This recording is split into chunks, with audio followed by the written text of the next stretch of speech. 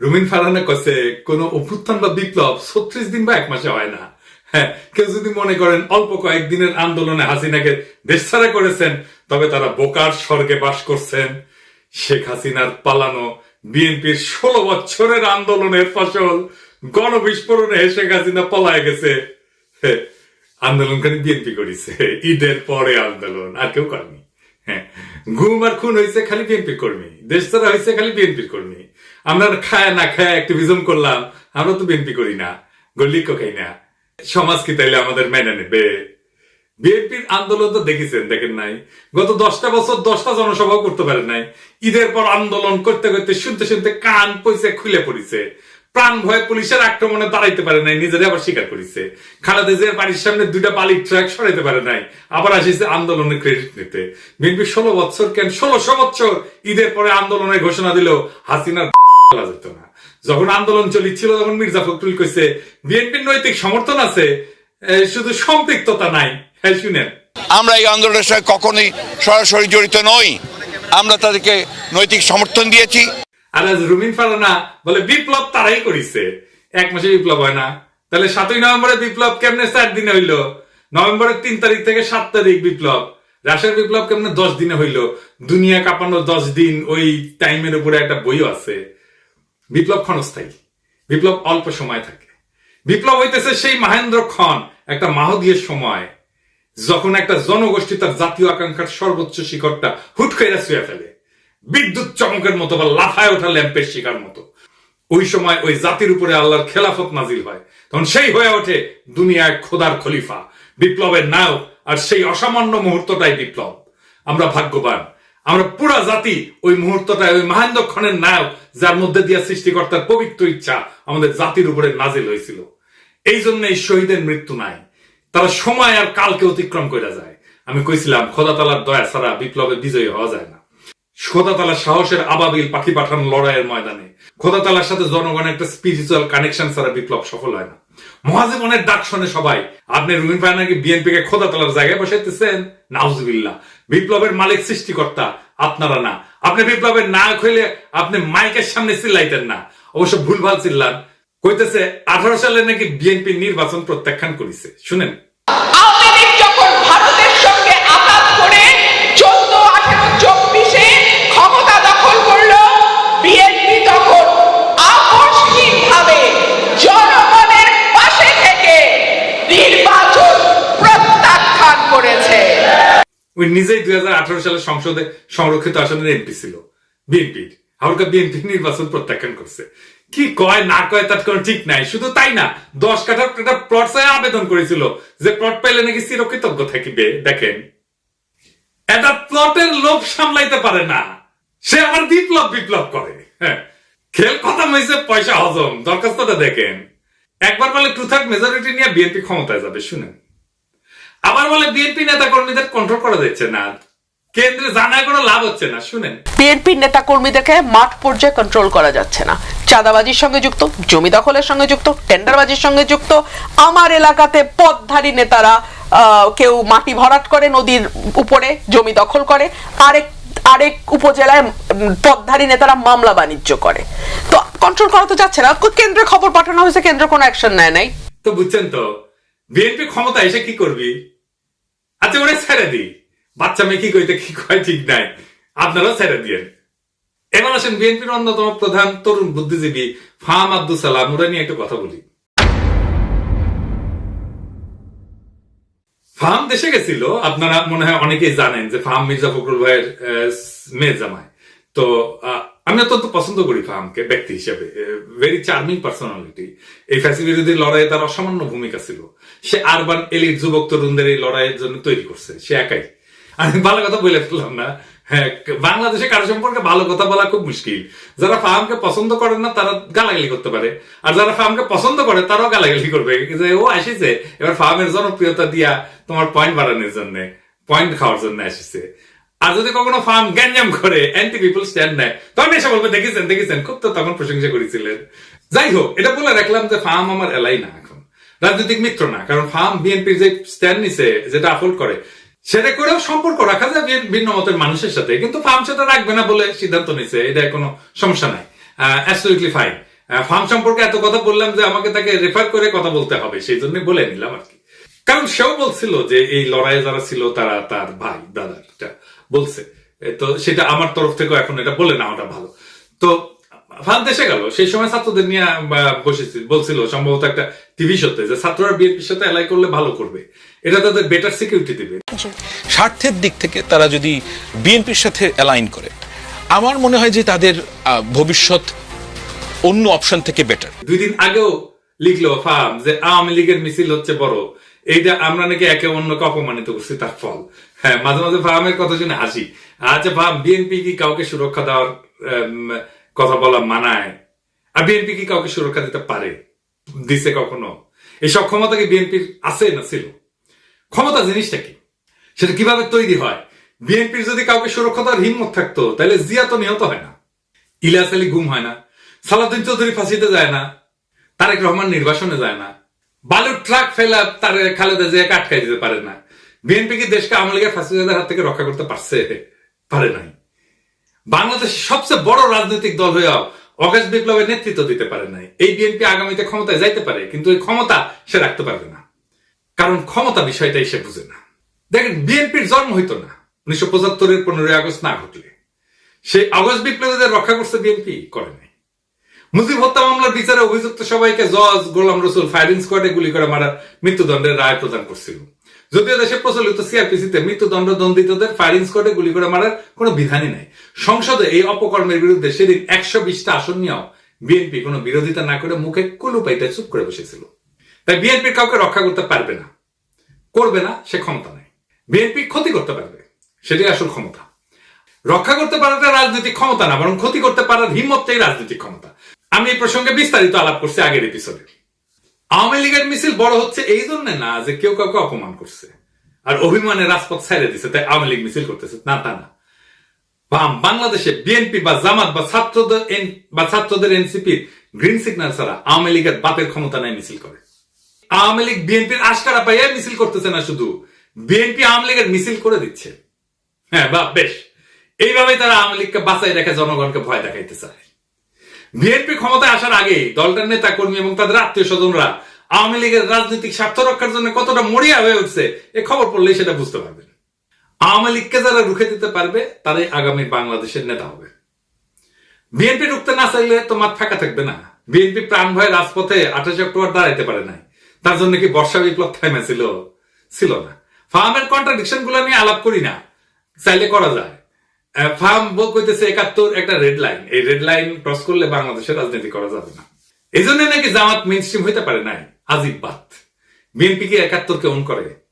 সে নিজে কি ফার্মকে নিজে বাঙালি জাতীয়তাবাদকে ওন করে? ফার্ম তো নিজেই নিজেকে হিন্দুস্তানি মুসলমান বলছে। দেখেন, আমি নিজেকে বাঙালি মনে করি না, আমি নিজেকে হিন্দুস্তানি মুসলমান মনে করি। ফার্ম কি ধর্ম নিরপেক্ষতা মানে? সে কি সমাজতন্ত্র মানে? সে নিজেই কমিউনিস্টকে দান্দিক বলে। সেই বাকশাল চাই, আবার ইউরোপিয়ান এনলাইটমেন্ট চাই। দান্দিক বোকাচোদা আর কি। তাইলে ফার্মের 71টা আসলে কি? ফার্মের ন্যারেটিভ কি 71-এর? আমি আসলে জানতে চাই। এবার আসেন বিএনপির 31 দফা নিয়ে আলাপ করি। আমি 31 দফার এক দফা নিয়ে সারা ভাবে আলাপ করেছি, আপনারা দেখছেন। আলাপ একবারে যদি করতাম আগ্রহ ধরে রাখতে পারতেন না।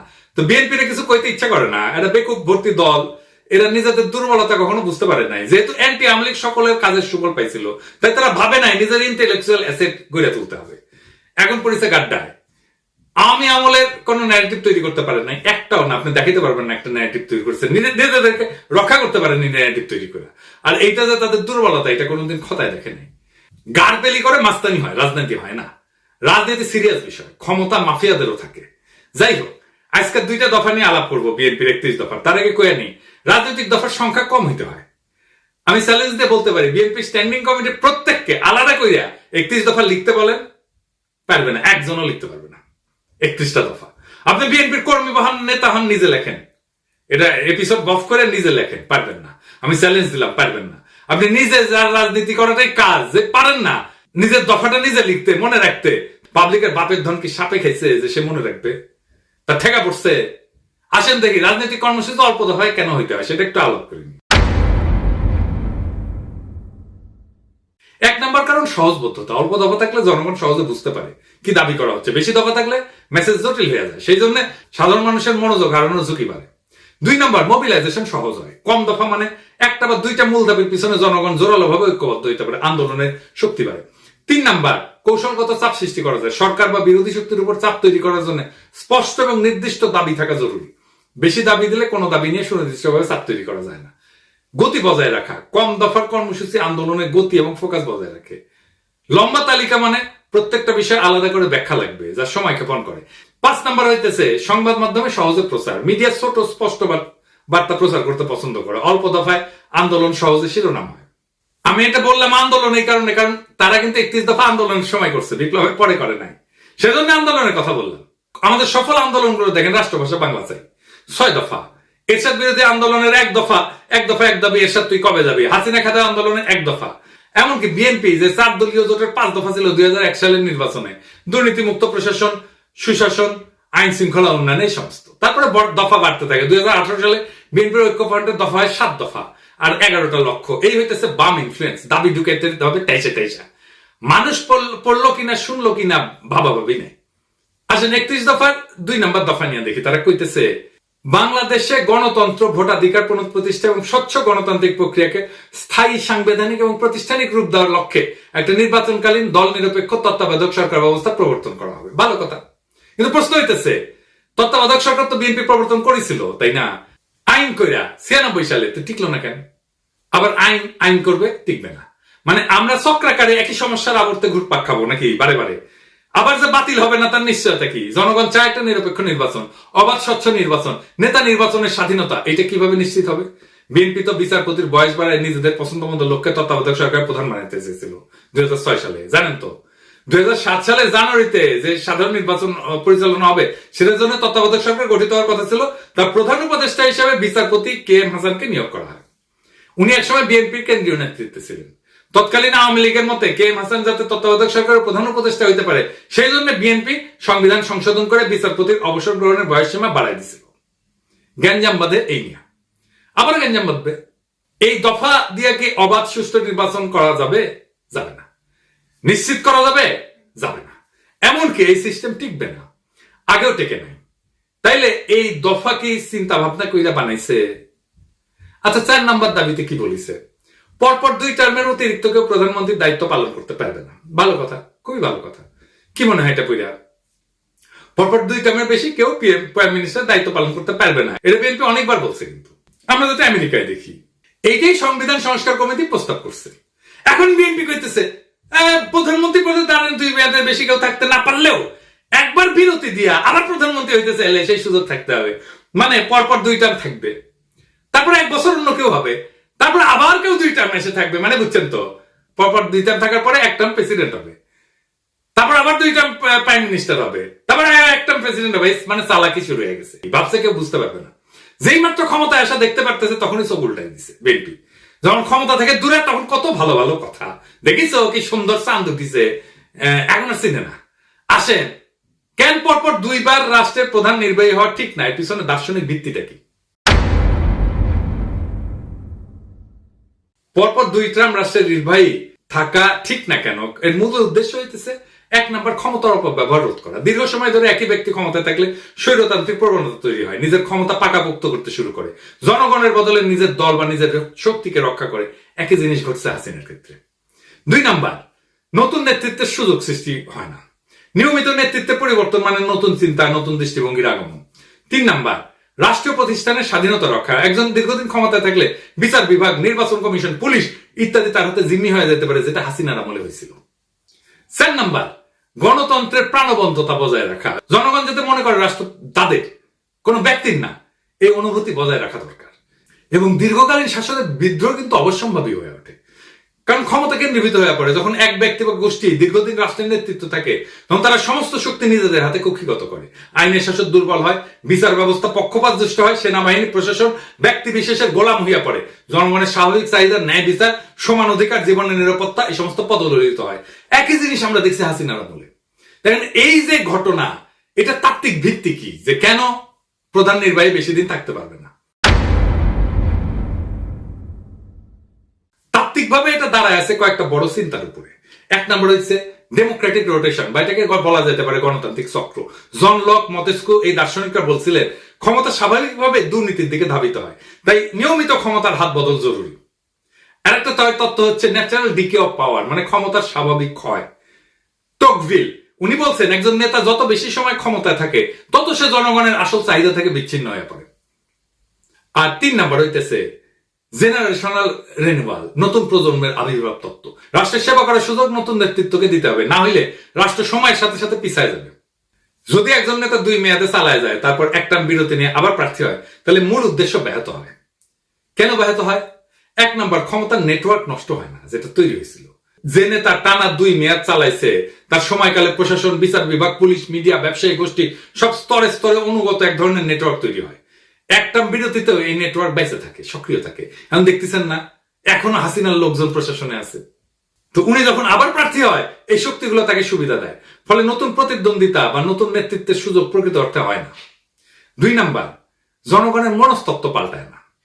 নেতার ব্যক্তি পূজা বা জনপ্রিয়তার মিথ ভেঙে যেতে সময় লাগে। মাত্র 1 মেয়াদের বিরতি তা ভাঙার জন্য যথেষ্ট না, ফলে পুরনো প্রভাব বজায় থাকে। মানুষ মনে করে ওই লোকটাই আবার ফিরে আসবে। 3 নাম্বার, প্রশাসনিক নিরপেক্ষতা থাকে না। নির্বাচন কমিশন, পুলিশ, সরকারি যন্ত্রপাতি তাদের পুরনো বসের জন্য অপেক্ষায় থাকে, ফলে নির্বাচন প্রতিযোগিতামূলক হয় না, গণতন্ত্র দুর্বল হয়। 4 নম্বর হইতেছে নতুন প্রজন্মের নেতৃত্ব বাধাগ্রস্ত হয়। যখন পুরনো নেতা আবার ফিরে আসার সম্ভাবনা রাখে, তখন নতুন নেতৃত্ব উঠে আসতে ভয় পায় বা বাধাগ্রস্ত হয়, গণতন্ত্রের নবায়ন থেমে যায়। তত্ত্বে যতই বলা হোক না কেন, অনেক রাষ্ট্রনায়ক নিয়ম ভেঙে আজীবন ক্ষমতা ধরে রাখার পথ তৈরি করছে। সবচেয়ে উল্লেখযোগ্য 2টা উদাহরণ দিই। ভ্লাদিমির পুতিন টানা 2 টার্ম শেষ হওয়ার পর উনি সংবিধান অনুযায়ী প্রেসিডেন্ট হইতে পারতেন না, তাই নিজের ঘনিষ্ঠ দিমিত্রি মেদভেদেভকে প্রেসিডেন্ট করে নিজে হয় প্রধানমন্ত্রী, কিন্তু রাশিয়া প্রকৃত ক্ষমতা নিজের কাছেই রাখে।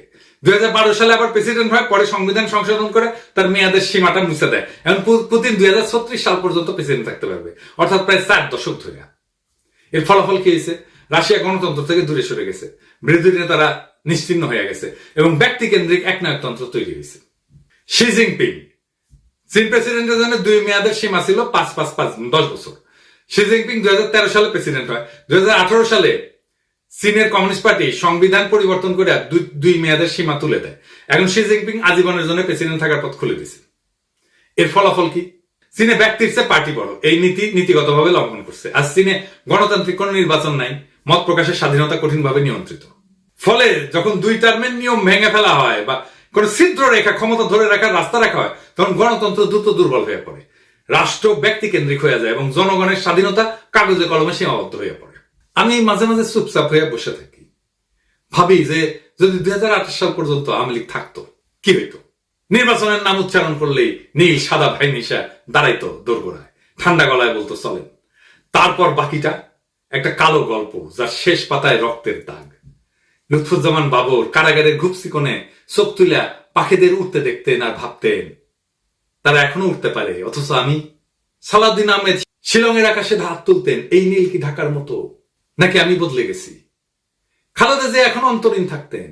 রিজভী ভাই কোলাপসেবল গেটের পিছনে মাফলার গলায় দিয়া হাতে গোনা কয়েকজন কর্মী নিয়ে শীতের মধ্যে ঠকঠক করে কাঁপতেন, ওটাই ওনার রাজনৈতিক কর্মসূচি হয়ে থাকতো। আর রায়নগর, ওইখানে নাম ঝুলতো শত শত মৃত স্বপ্নের, ভুলে যাওয়া মানুষের, যারা একদিন হাঁটতো, হাসতো, স্বপ্ন দেখতো, তারপর চুপ হয়ে যেত। আমরাও চুপ হয়ে যেতাম, চুপচাপ বাজারে যেতাম, চুপচাপ অতি মূল্যে অল্প কিছু ডিম কিনতাম, সবজি কিনতাম, আর মাছ মাংস দেখে হাফ পিত্তেশ করতাম। চুপচাপ আয়নায় তাকায় ভাবতাম, এটা আমার মুখ না, আমি কোথায় হারালাম? ঠিক তখন কিছু সাহসী তরুণ উঠে দাঁড়ায়, তারা বলে এমন জীবন চাই না। তারা বাতাসে ছড়ায় দেয় আলো, আমরা গলা ছেড়ে কাপা কাপা স্বরে ওদের দেখে পথে নেমে আসি, সাহস নিয়া বলি আমরা ভালো নাই। কিন্তু আজ আমরা বলি ওদের হটাও, ওরা রাজনীতি করে ফেলছে, ওদের রক্ত আজকে পথের ধুলা, ওদের কান্না আজকে নীরব শোক। আমরা চিৎকার করি এখনই নির্বাচন চাই, ডিসেম্বরেই চাই, এখনই চাই। দেশ যে ভালো চলতেছে এটা কেউ দেখে না। রিজার্ভ বাড়তেছে, দুর্নীতির টাকা ফিরতেছে, সংস্কারের বাতাস লাগছে, কিন্তু এই খবর কারো কানে ছয় না। একটাই আমাদের পিপাসা এখন, ক্ষমতা আর ক্ষমতা। আলোর এই লড়াই কখনো সহজ ছিল না। আলোর জন্য যারা পথে নামে তাদের পা রক্তাক্ত হয়, তাদের চোখে জল জমে, তাদের গলা রুদ্ধ হয় কান্নায়, কিন্তু তবু তারা হাঁটে। তারা হাঁটে কারণ তারা জানে পিছায় গেলে চিরকাল হারায় যেতে হবে। আজ যারা রক্ত দিচ্ছে, যারা ভয়কে পিছনে ফেলে আগাইছে তাদের নাম ইতিহাসের পাতায় লেখা থাকবে। আজকে যারা কাটতেছে মিথ্যা বলতেছে তারা কেবল হারায় যাবে বিস্মৃতির ধুলায়।